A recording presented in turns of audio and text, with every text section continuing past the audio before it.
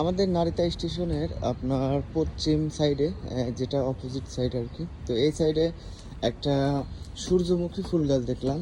এটা কিন্তু হঠাৎ করে দেখলাম, কারণ জাপানে বেশিরভাগ জায়গায় এরকম হয়।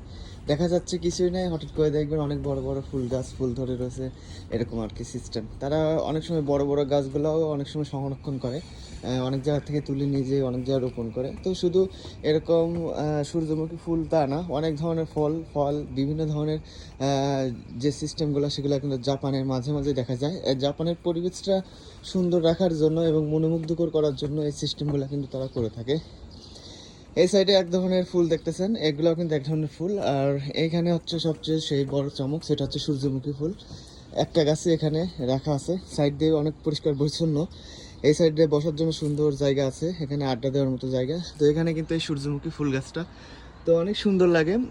এই সুন্দরগুলো দেখতে, এই ফুলগুলা কিন্তু আমাদের দেশে এখন প্রচুর চাষ হয়, অনেক সুন্দর সিনারি, এবং কি অনেকেই কিন্তু এর সাথে ছবি তোলে, ভিডিও করে। তো এরকম জাপানের অনেক সুন্দর সুন্দর পরিবেশ সম্পর্কে জানতে অবশ্যই আমার চ্যানেলটা সাবস্ক্রাইব করে রাখুন।